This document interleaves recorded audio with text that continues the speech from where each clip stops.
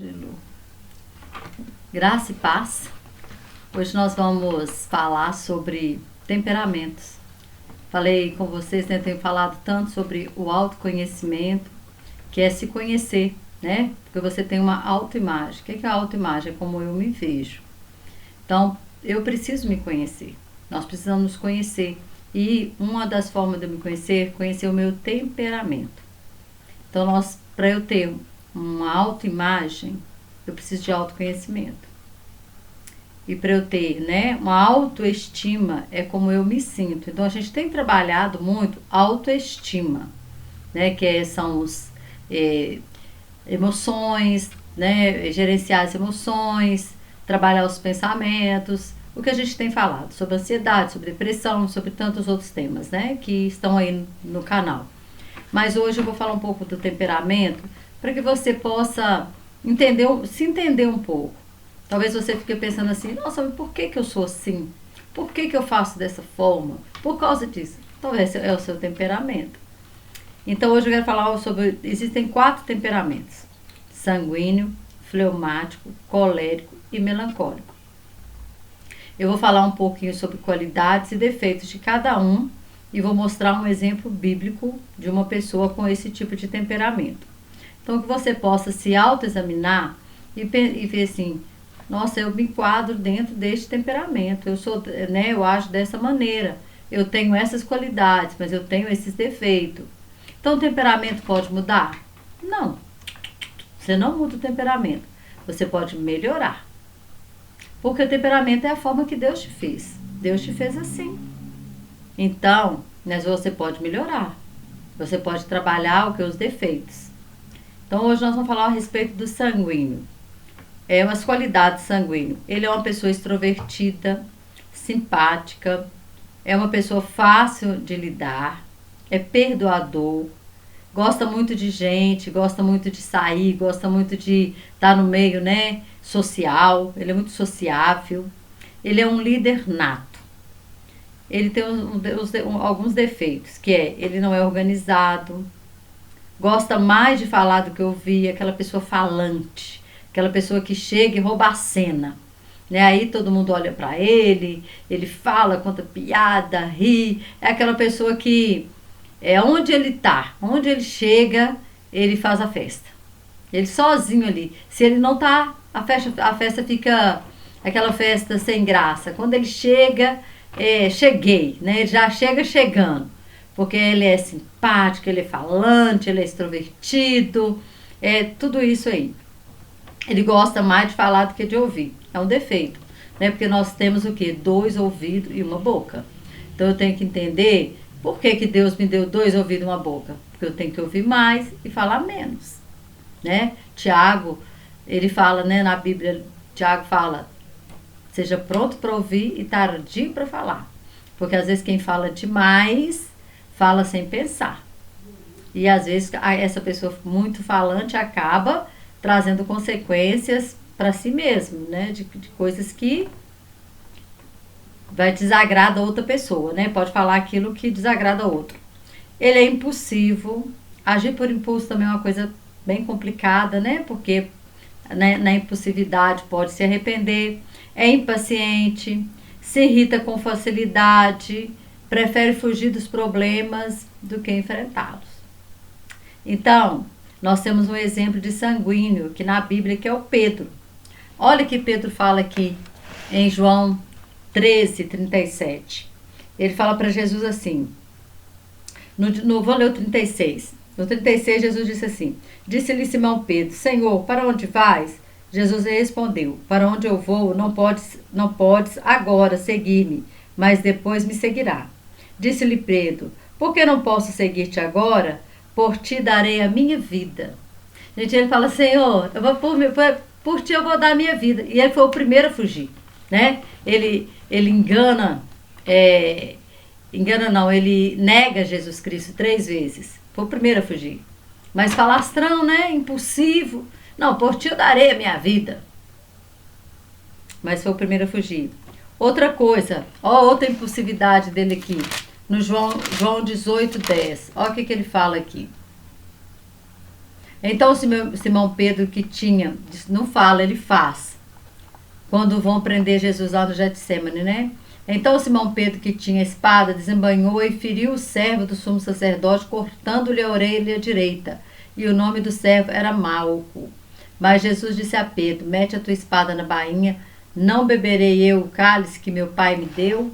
Ou seja, tudo que está acontecendo aqui, Pedro, está sob meu controle. Está tudo sob o controle do pai. Eu preciso passar por isso. Mas a impulsividade dele cortou a orelha lá, né, do Malco. E Jesus vai e coloca a orelha do Malco no lugar. Opera ali um milagre na hora da sua prisão. Mas olha a impulsividade de Pedro. Então ele era impulsivo. Ele era aquela pessoa que falava, falastrão demais, que se acha. Ele se achava, né, muita coisa. Mas aí depois que ele nega Jesus, ele vai ficando cada vez mais distante. E chega um ponto em que ele volta a pescar peixe. Está lá em João, né, 21. O que acontece? Ele fala para os discípulos assim: vou pescar. E aí todos vão junto dele. E aí ele vai pescar também. Acho que é no 20, irmão, desculpa, tá? É o João 20. E o 21, Jesus já começa a se manifestar outra vez a eles. Não, é o 21 mesmo, 21, João 21, 3. Fala assim, ó: disse-lhe Simão Pedro: vou pescar. Disseram-lhe eles: também nós vamos contigo. Foram e subiram logo para o barco, e naquela noite nada apanharam. Por quê? Jesus já tinha falado para Pedro: Pedro, você vai ser pescador de homem. Mas Pedro era líder, tá vendo? Outra característica do sanguíneo, ele é líder. Ele falou: vou pescar os outros tudo. Vou também. Né? Eles não era para estar pescando. Jesus já tinha ressuscitado, estava no meio deles, ainda não tinha assunto aos céus. Eles deviam estar orando para a manifestação do poder de Deus na vida deles. Não, foram pescar.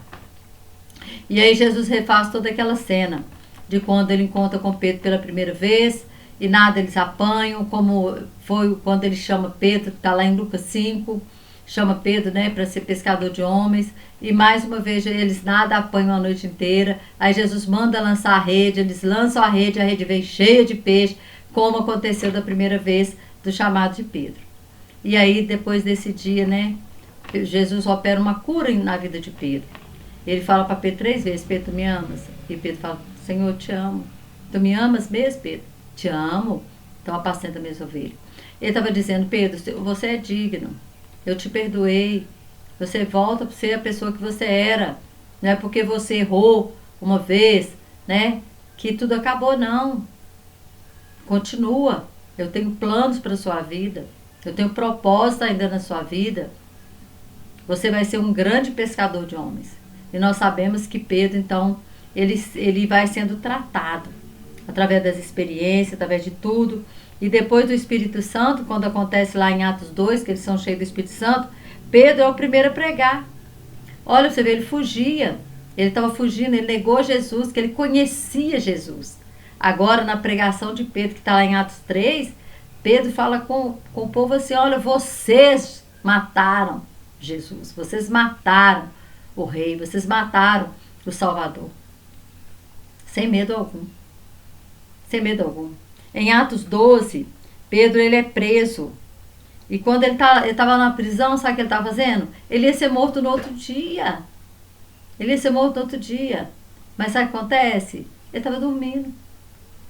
Olha como que ele foi tratado. Olha o temperamento. Ele já não estava mais impulsivo. Ele já não estava mais... Ele estava agora confiando em Deus. Ele agora estava tratando. Por isso que eu tenho falado tanto com você sobre emoções, que às vezes nós podemos tratar. O nosso mau gênio, ele pode ser tratado, ele pode ser, nós precisamos ter domínio próprio. E agora Pedro, cheio do Espírito Santo, já tinha domínio próprio. E ele estava dormindo, e o anjo entrou ali, e houve um terremoto, e as cadeias abriu, e a porta da cadeia abriu, e Pedro foi embora. Mas ele não estava desesperado. Ele não estava impulsivo. Olha a diferença. Então, seja qual for o temperamento, o temperamento a gente pode melhorar.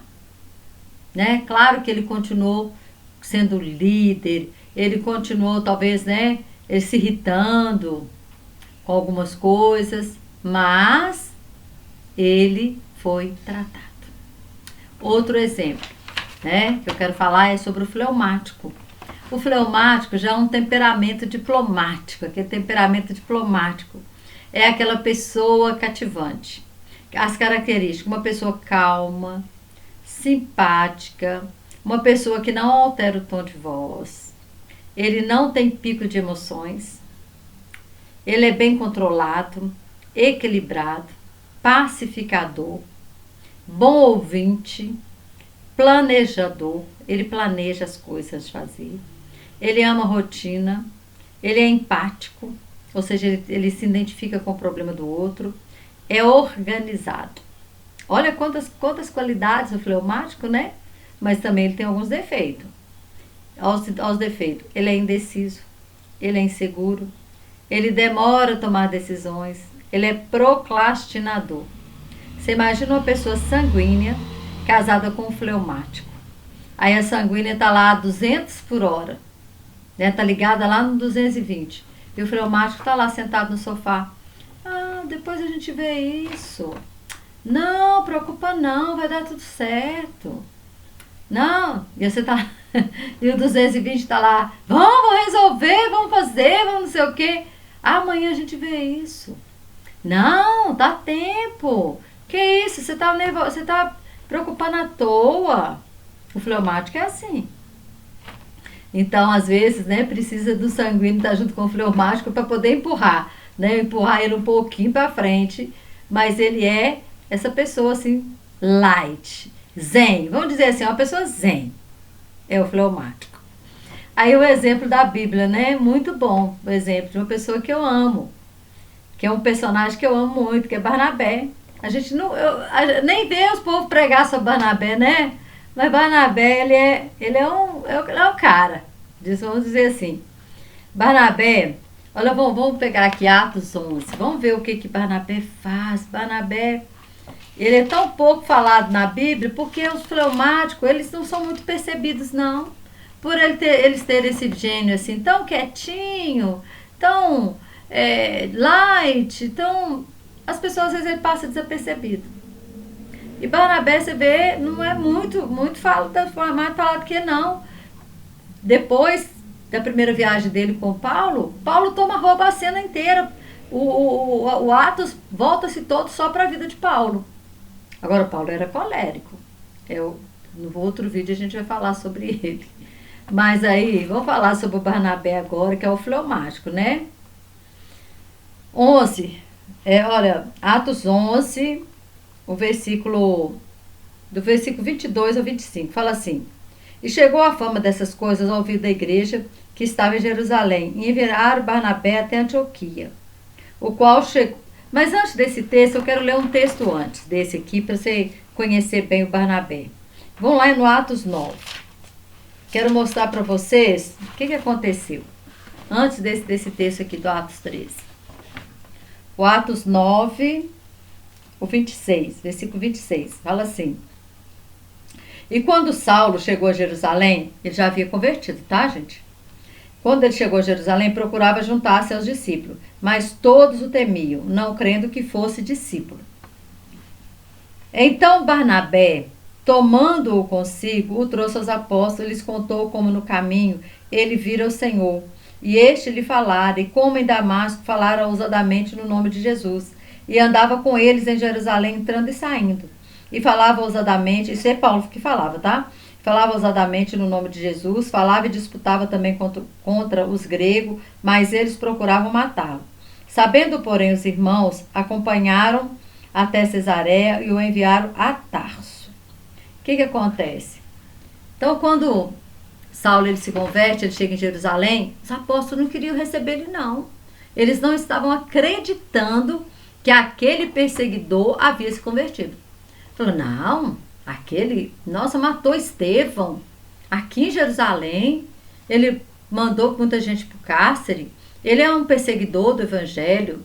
Mas Barnabé é aquela pessoa fleumática, aquela pessoa light, aquela pessoa agradável, aquela pessoa pacificadora. Pacificador é aquele que faz ponte, né, entre um e o outro. E então ele foi pacificador, que ele fez uma ponte entre Paulo e os discípulos.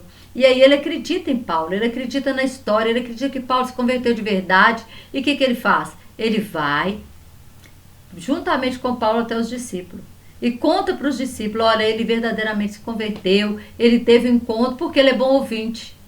Se ele conta a história de Saulo aqui, que se torna, porque é o mesmo Paulo.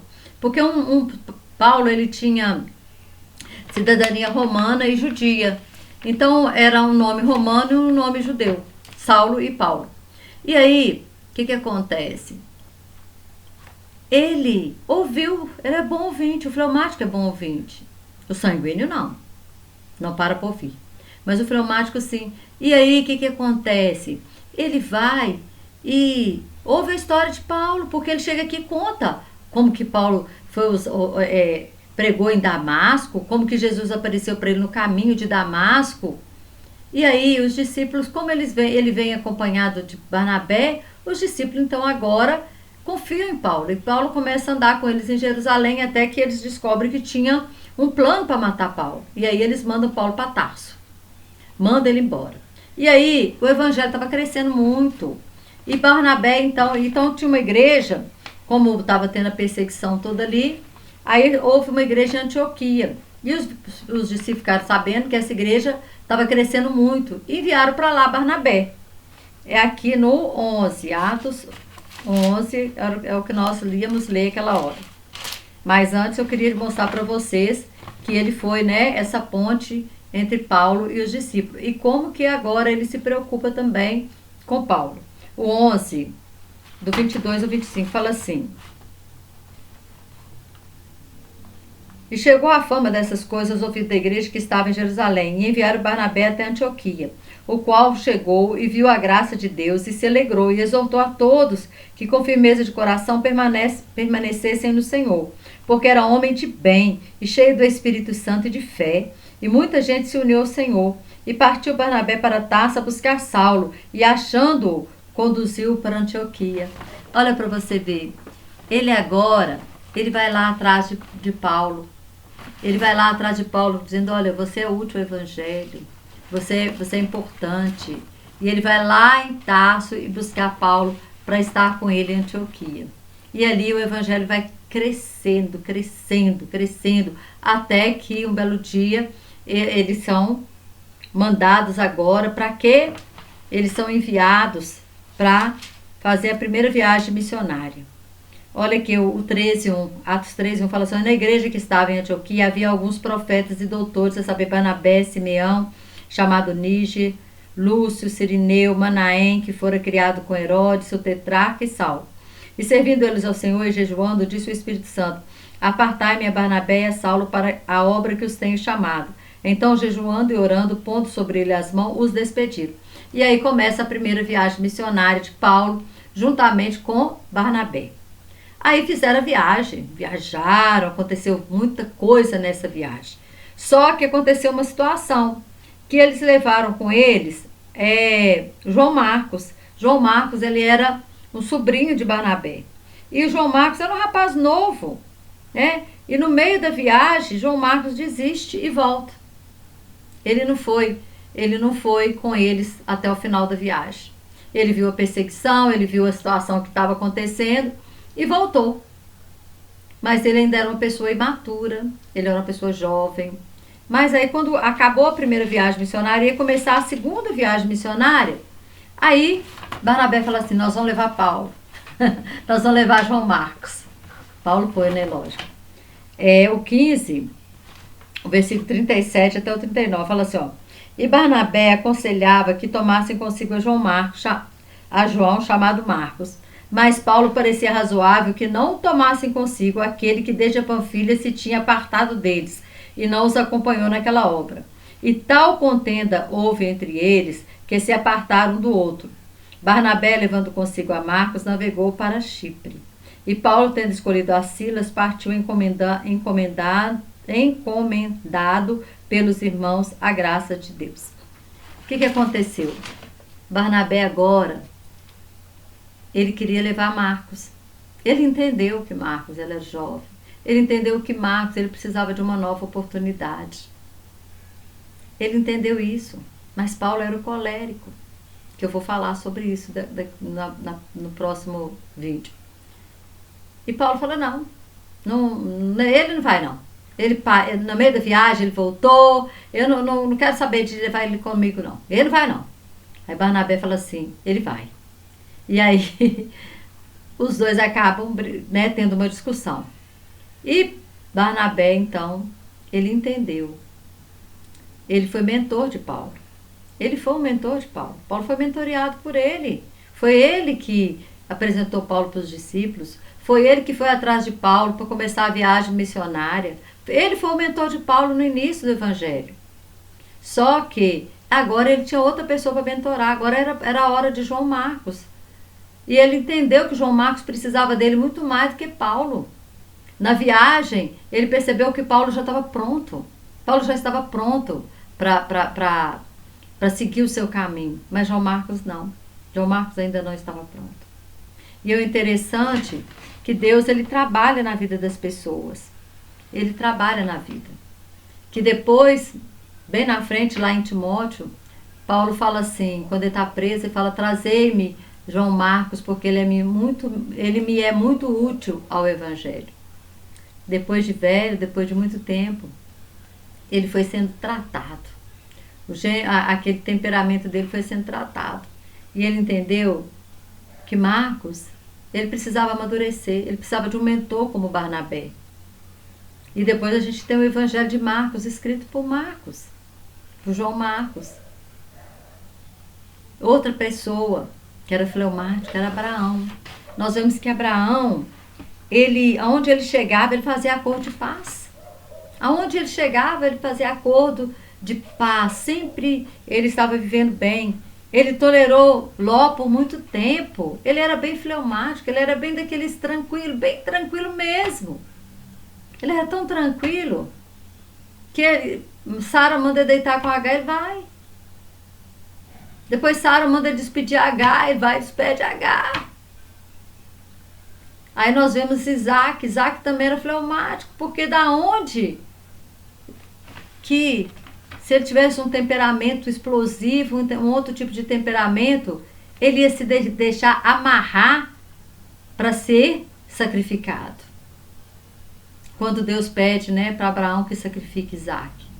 Isaac foi amarrado ali para ocupar o lugar do animal. E o pai dele era um velho. E ele não, ele era um jovem. Segundo a tradição, ele devia ter mais ou menos 20 anos quando isso aconteceu. Ele poderia ter fugido, ele poderia não ter aceito, mas ele aceitou. Então as pessoas com esse temperamento, é um temperamento tranquilo, é um temperamento pacificador. Mas ele tem o tempo dele. Não é que ele é preguiçoso, não é que ele é acomodado, mas o temperamento dele é esse. Ele é mais devagar do que o sanguíneo, do que o colérico. Tá? Então eu espero que você tenha entendido um pouquinho e que você possa ver um pouco, né, de você. Você é aquela pessoa que é ligada no 220? Você é aquela pessoa que não sabe ouvir? Ou você é bom ouvinte? Se você é um bom ouvinte, você já tem uma qualidade do fleumático. Mas se você é aquele também extrovertido, simpático, falante, nós vemos que Paulo era bem falante também, né? Ocupa a cena toda. Então, você pode ter um pouquinho do sanguíneo e um pouquinho do fleumático. A gente pode ter uma mistura de temperamentos, mas você precisa se conhecer. Você precisa se conhecer. Eu tenho um pouquinho, eu acho que eu tenho um pouquinho de cada um. Eu sou bem falante, né? Mas eu não sou fleumática não, porque eu não sou calma, nem sou simpática. Não sou uma pessoa